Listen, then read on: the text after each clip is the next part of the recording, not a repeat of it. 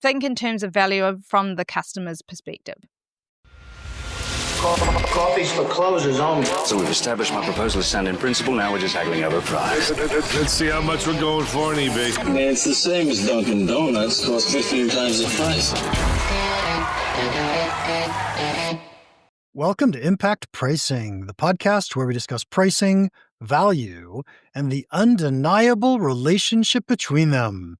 I'm Mark Stiving, Chief Educator at Impact Pricing, and we offer programs to help your company get paid more. Our guest today is Sarah Williams. Here are 3 things you want to know about Sarah before we start. She is the founder and CEO of Leading Culture. She's been doing that for 6 years. She was the director at GAP Consulting for 23 years.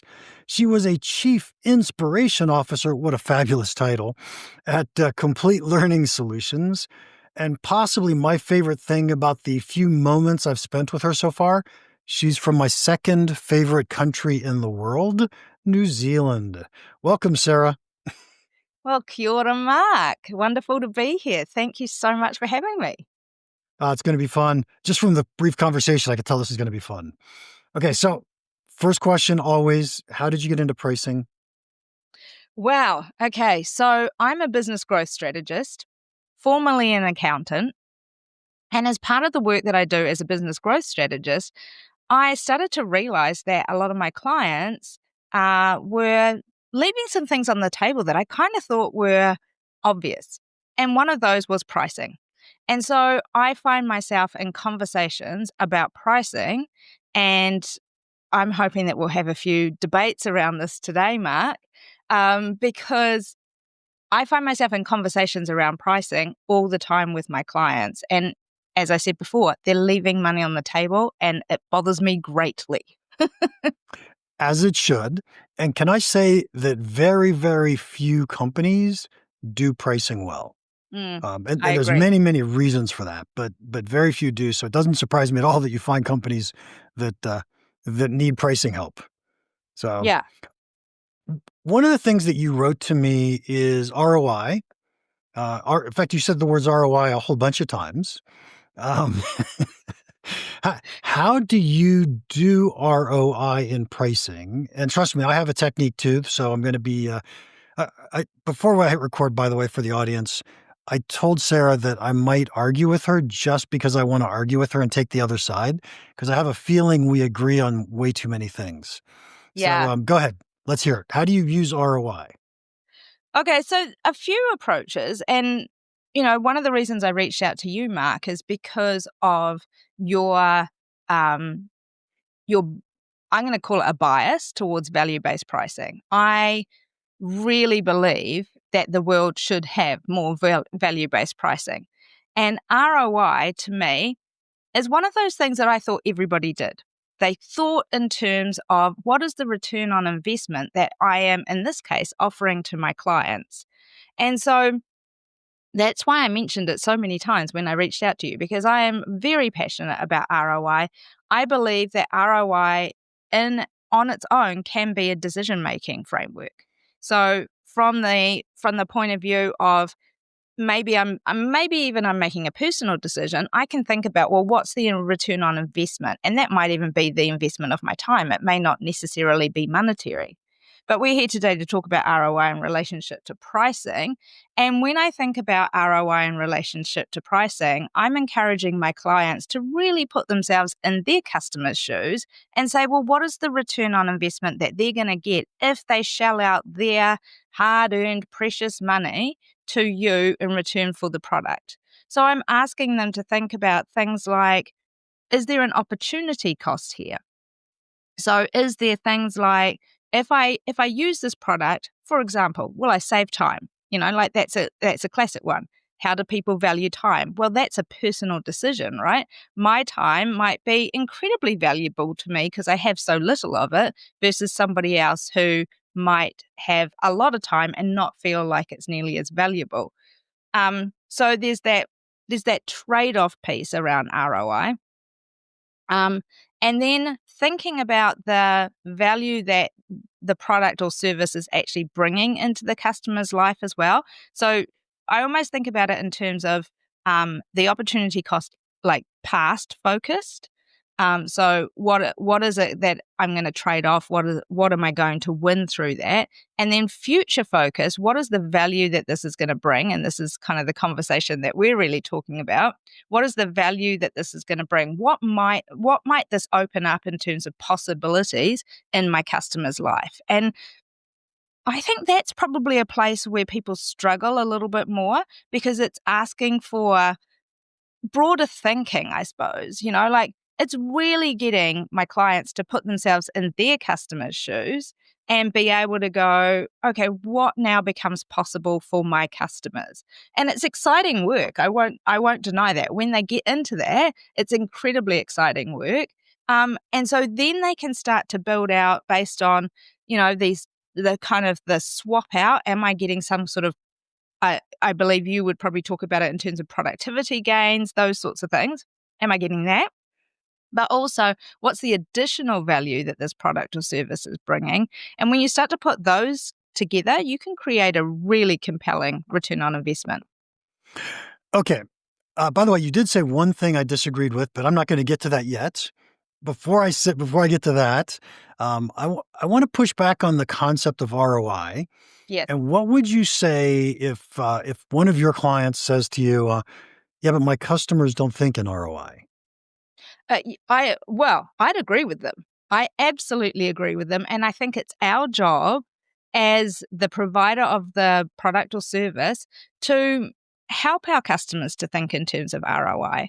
I think that today more than ever, we have got a society where oftentimes very surface level decision making is happening, right? We're doing our customers a disservice if we're not helping them to think in terms of ROI. Like, what really am I getting?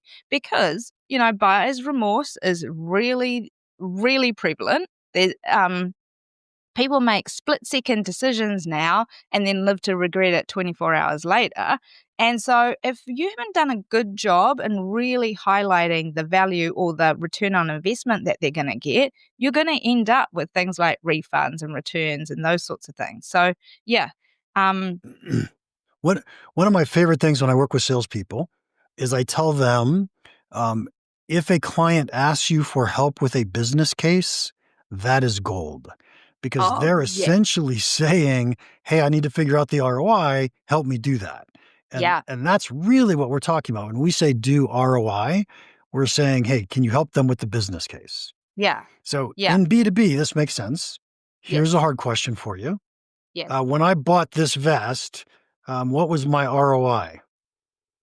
Wow. Okay. Well, I'd have a few questions for you. First of all, what did you have beforehand? Did you have a previous vest? So I think you're going to miss the point here. And that is, it's B2C versus B2B. Yes. I think in B2B, you and I, as an accountant especially, think in terms of how much more money am I going to make because I bought this thing and used it. As a consumer, I don't make any more money because I bought and wear this vest. Yeah, right? Totally. But my argument to that is, in economics, you'd be all across this. There's this concept called utility, right? In economics, right? So I think in terms of when you're thinking B2C, now you're shifting the conversation a little bit more towards the utility angle in economics. Like, what is the utility of this product? And therefore, what will that consumer end up realizing as an ROI? There's still an ROI there. Like, you can't argue that one out of me. There's still an ROI. And I believe there's still a duty of care by the company to share that ROI with the customer. And they do, like, you think about marketing messages that you see all the time. That is them describing the ROI to you. Like, that's what the marketing messages are. Like your vest, for example, it might be made of beautiful New Zealand merino wool, for example, right? And just drop it a little bit there. But, it might be made of that. Therefore, you've got, moisture wicking qualities. It's warm, it's thin, it's durable, like all of those pieces, right? That's describing ROI in a way that consumers really think about, because you're right, like B2B, they're not thinking about, B2B is thinking about monetary value. What does this mean to my bottom line? Like all of that sort of stuff. Consumers aren't thinking in that way, not at all. But they are thinking in terms of utility, but we have to help them connect the dots. Yeah. Okay. So I think what we'll just do is disagree on some definitions, but I think we're in the right spot. So when I think of I rarely use ROI unless I'm actually talking to a business. And so what I have a few definitions. You can tell me if you like these or don't.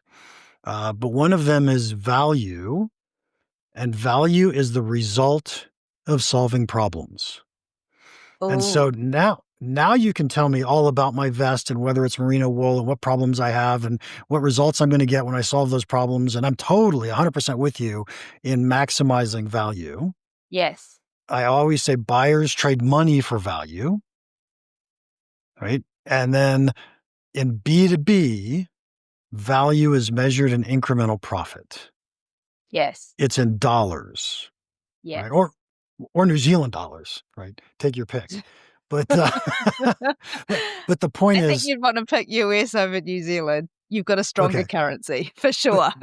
But the point is, value is measured in dollars in B2B, and value is not measured in dollars. You can call it utils or utility or something, but I just stop at the result of solving problems.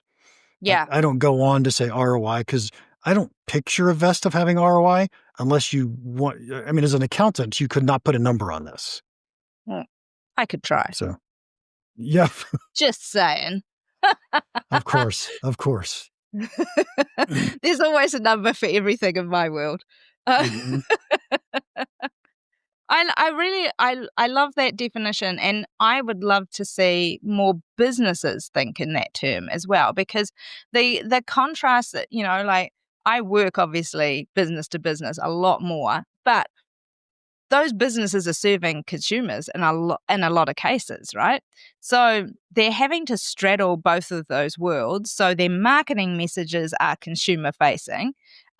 Internally, they're focused on bottom line, impact on profit, those sorts of things, or other metrics. But they're very much in a space of still having to think about value when they're thinking about pricing. And I just don't think they think deep enough about it. They don't understand it.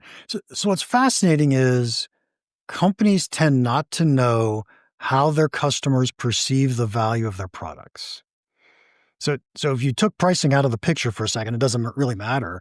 They don't get why customers really care. They see that someone bought it and they're like, oh, isn't that really cool? They bought it. And so they try to force fit what one customer bought into every customer.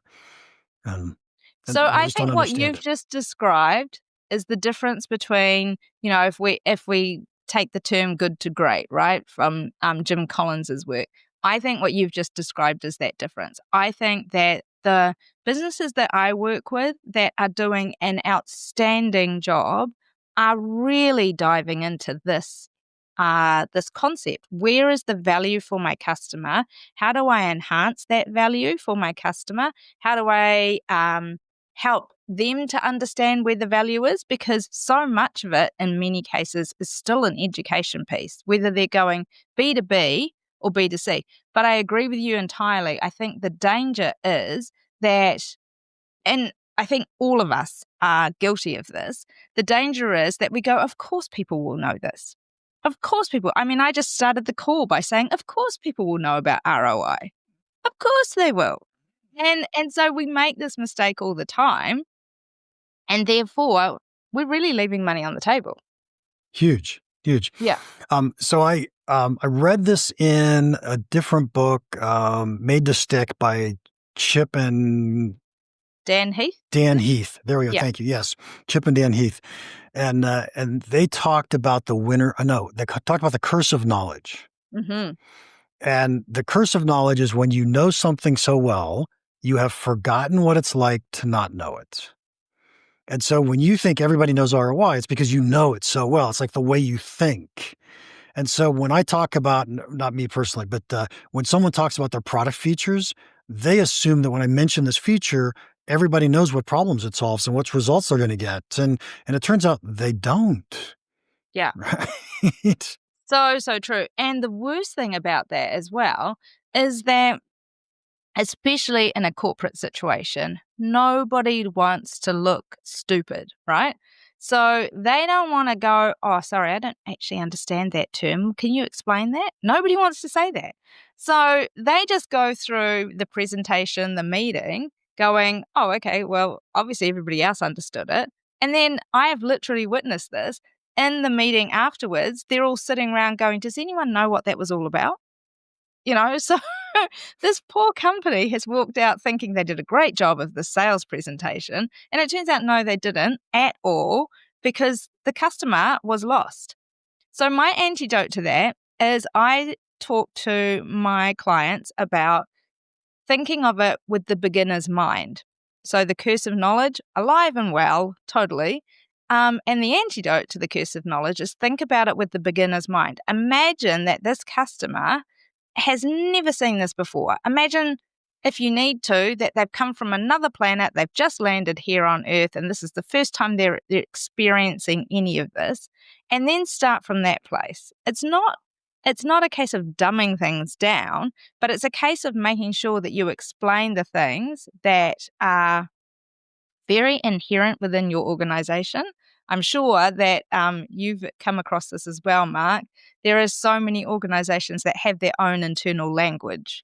I work a lot in organizational culture, and it's one of the things that I uncover for them is the internal language that they have. And because they have this internal language, this unique way of describing things, they talk in like code almost. And the customer is left going, what were they talking about? So, yeah, it can be a very interesting thing, especially when they're trying to articulate the value of their product. And, I know that I'm just as bad at this as everybody else because I have the curse of knowledge. Of course. We all do. We all Yeah. do. So I have to say, one of the huge advantages of getting old, which I am, was I no longer cared what people thought so much. And so it just doesn't bug me to say, I don't know what you're talking about, right? Yeah. I don't know what that means. And it is so freeing. And in fact, I was just, as you were talking, I was thinking about that. And I said, if I ever don't say that, it's because I've checked out of the conversation and I just don't care. Yeah. Right? Yeah. Yeah. And, I hope that there are more people that are braver to be able to do that. Unfortunately, still in certainly the corporate culture, there's this whole concept of losing face and I don't want to look like an idiot or whatever. And so they don't want to say things like that, but it's to their own detriment, without doubt. So, I hope that there's more people like you, Mark, sitting in these meetings. So what's interesting is the thing that I've found as I've learned to do that, it is you change your attitude from I'm trying to look good to I'm trying to solve a problem. And so if we're all focused on how do I solve this problem, then you absolutely look good. You look way better than trying to look good. So go try to solve problems, change your focus. It makes a huge difference. Oh, for sure. And, I spend a lot of time with executive teams. And one of the things I talk about with executive teams, and one of the greatest team building activities that you can do, is vulnerability-based trust, is building trust within an organization, within a team. And vulnerability-based trust is the fastest way to do that. This was popularized by Patrick Lencioni. And he talks about it in terms of, there's predictive trust, which is after a period of time, I get to know you and I know that you'll respond in a certain way. And then there's vulnerability-based trust, which can be developed instantaneously, but it means that for me to help to develop vulnerability-based trust, I need to portray it, right? And so when you think about it in terms of, and I'm talking about it in the context of B2B, but in terms of a sales meeting, for example, so you're there with your, the business is there with their customer presenting their products. That might look like vulnerability-based trust might look like, hey, today I'm going to go through this, product, this widget. There's probably going to be some things that you know, I might use some terminology that doesn't make any sense to you and is out of context. Trust me, I didn't know it either when I first started with this company. I really want you, as soon as you hear a word that you don't understand, just yell out to me and I'll make sure I clarify it for you, right? So I've invited people to be vulnerable in those moments when I'm presenting my product or service, because I can't get away from the fact that I have the curse of knowledge. So I can't be inside somebody's head to work out what it is that they know or don't know. So I'm just Yeah, opening up the door for them to be that's able to ask uh, questions. I think that's brilliant. I spend a lot of my time trying to educate people, and so I think really, really hard about what they don't know. Mm. And so I struggle with that. I mean, everybody does, but I at least focus on it, Yeah. where many And, people don't. I love to think in terms of a hypothesis, right? So I like to think in terms of I develop a hypothesis and then I have to go out there and test it, right? And so particularly with this aspect of things, what we know and what we don't know, what we assume others know, what we assume they don't know, I approach it from the point of view of I've got this hypothesis. I think that this is what they know, but I'm so prepared to be proven wrong on that and to have to, be nimble on my feet, double back, and make sure I explain myself a bit clearer. Yeah. Yeah. Nice, nice. Okay, I'm gonna circle back to the your opening dialogue when you said something I disagreed with. Yes. And so what I Lay it on disagreed me, with was Mark. when you said the words opportunity cost. Yes. Okay. So let's talk about opportunity cost for a second. There are certain places where opportunity costs make sense. Pricing is not one of them. And so here's why. Okay. Imagine that I want to buy a new refrigerator, Yep. right? And I've got one in mind. My opportunity cost is the second best alternative, right? So my opportunity cost is if I buy this one, then I'm not going to buy that one.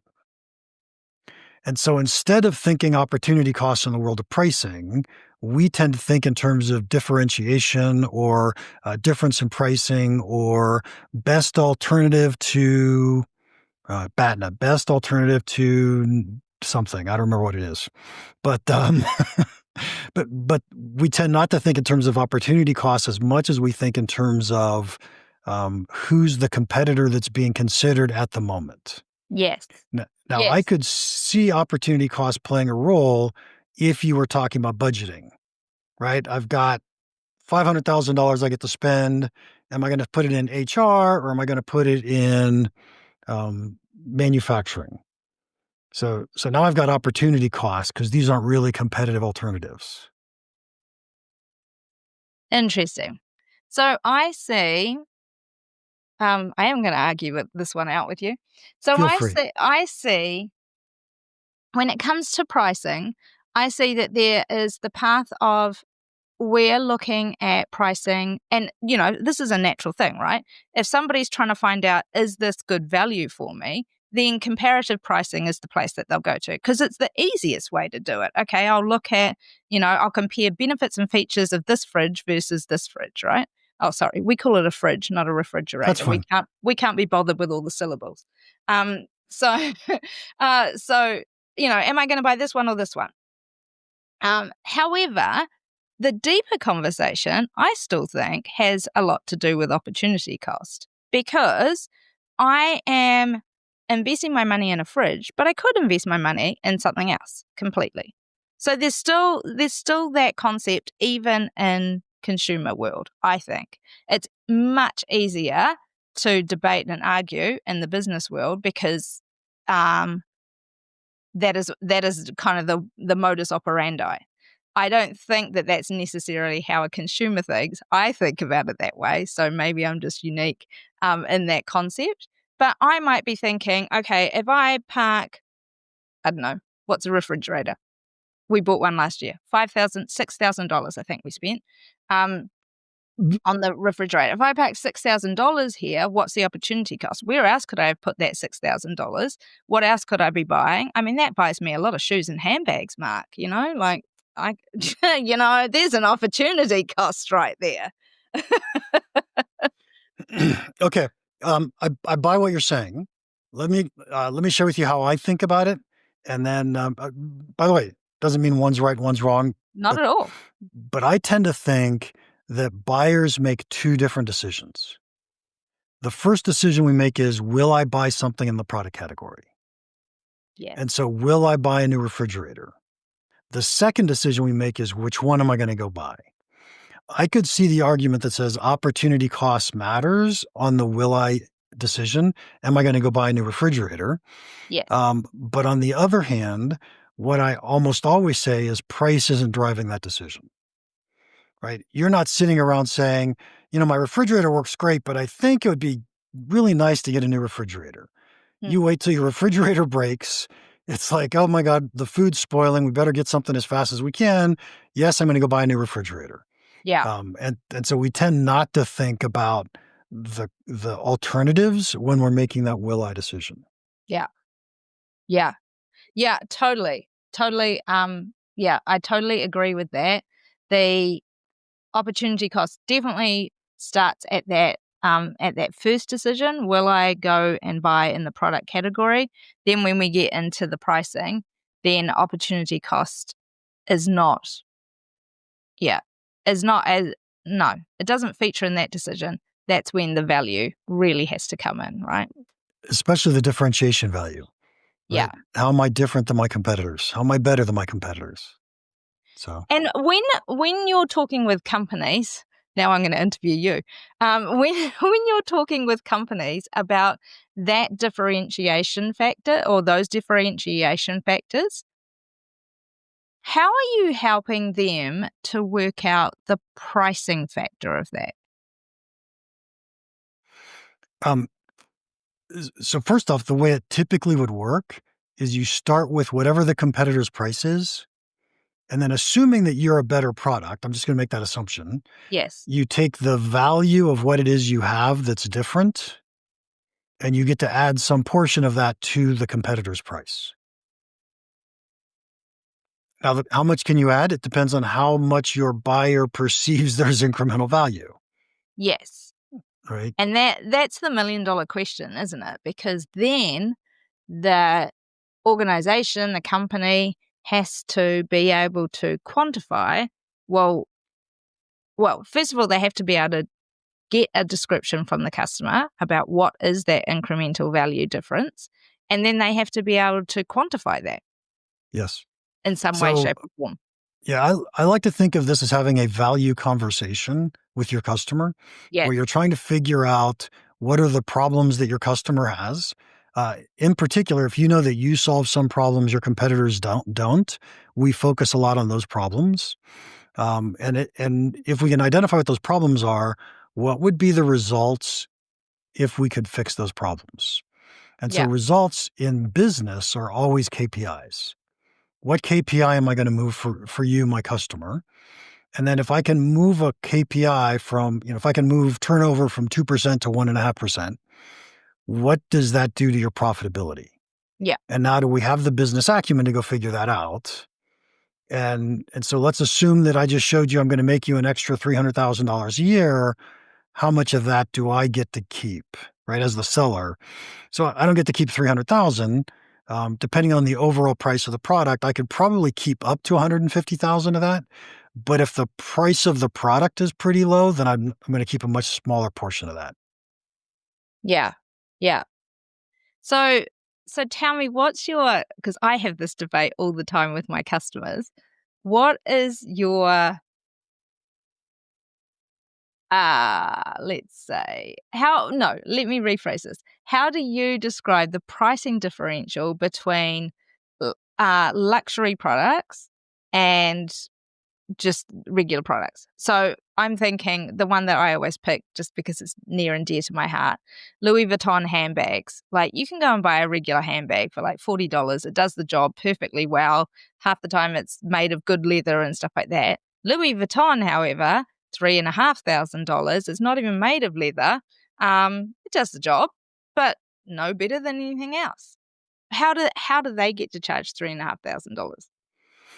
Um, and so the question is, what do you think people are buying when they buy a Louis Vuitton handbag? Right. Exactly. And so it is all about everything I do in value is about problems and results.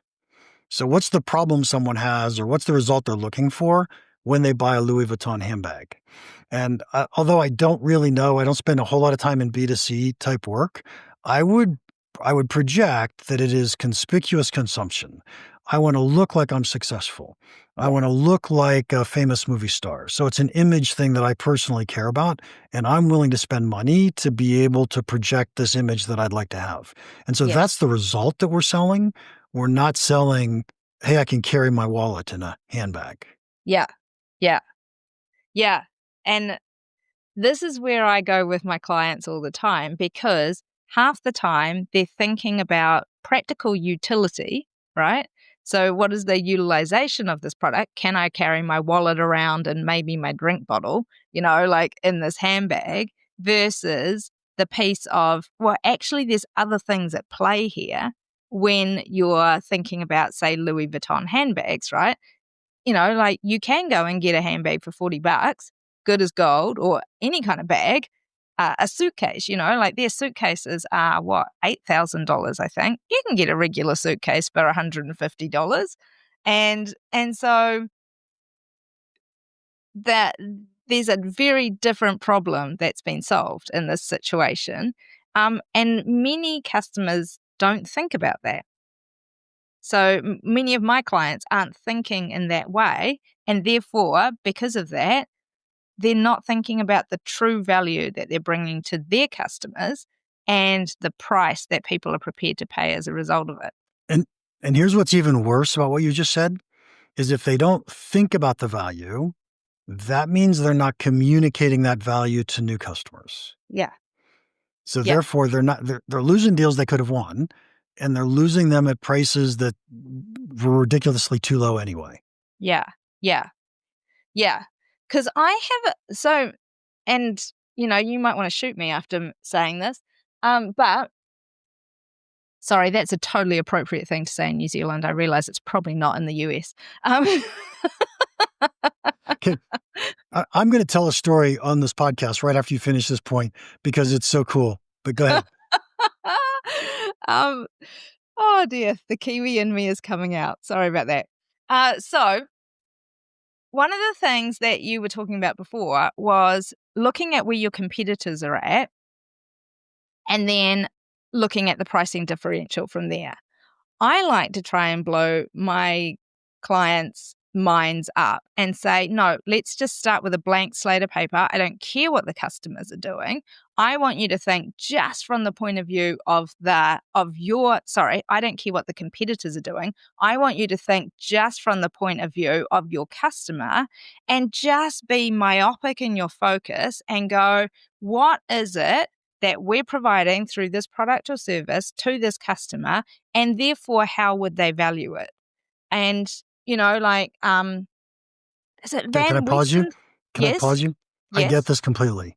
Yeah. Here's the point, right? Remember earlier when I said the will I and the which one decisions? Yes. What you're essentially asking your customers to do is value it as though there's no competitor, right? What's the value of solving the problem? So quick question for you. How much value do you get out of having air to breathe? Oh, unlimited value. I just captured some fresh Reno air. How much will you pay me for it? Absolutely nothing. And that's because relative value, so the value of all the air you have around you is free. Yeah. Right. And so I have no qualms with what you just did. When you work with a client and say, hey, what's the value that you deliver to your clients? Really important question. But as soon as I say I need to buy some air, then I step back and I say, okay, which air am I going to buy? And Sarah's trying to sell me New Zealand air at $100. I'm like, no, I'll just take my Reno air for free. It's okay. Right. New And Zealand so air would be worth $100, by the way. it would so, be. Yeah. But the point is, our buyers, when they're making that which one decision, they're looking at our competitor's price. Yeah. So our competitor's price matters. Yeah. If they're not, right, there's a lot of times where people don't look at competitors' prices. So if you're using an iPhone today you are not looking at the price of a Huawei when you upgrade your iPhone. Yeah. Right? So there's a lot of times where we don't look at competitors' prices, but when we do, it's important. Yeah. And I think this comes back to the debate about commoditizing pricing as well, because I think that those two are intertwined. When a consumer group is in a space, and I love the iPhone example, and there's a whole lot of others as well like that, where they have differentiated themselves enough from the market that there's no competitor, there's no comparative, like this is true, like kind of blue ocean, blue ocean territory. So, but what I see businesses do in particular is they go, say they're entering into a new market space. They go in there, they start analyzing the competitors, and they get stuck in the competitors' space rather than looking for the value equation that is available through the consumer or the customer eye.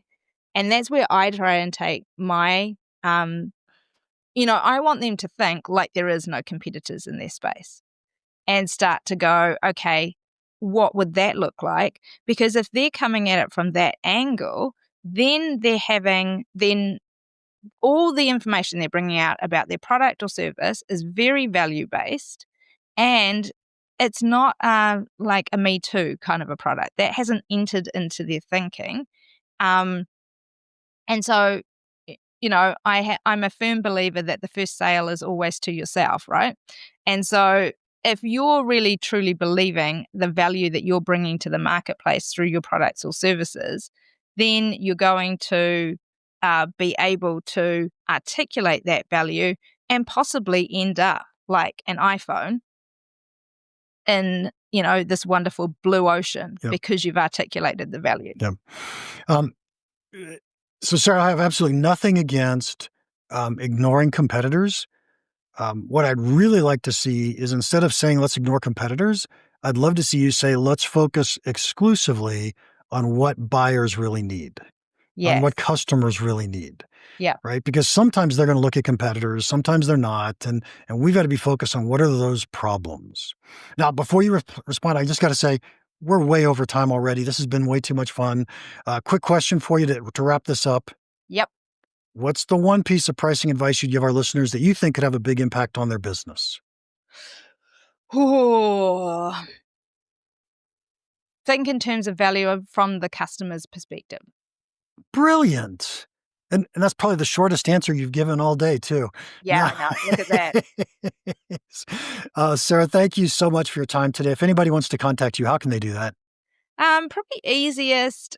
I'm hard to find on LinkedIn, so I'm going to give out my email, Sarah, Sarah, @leadingculture.co.nz. Love to hear from you. That was NZ, she said, in case you don't speak New Zealand. Oh, yeah, Kiwi. Yeah, sorry. NZ.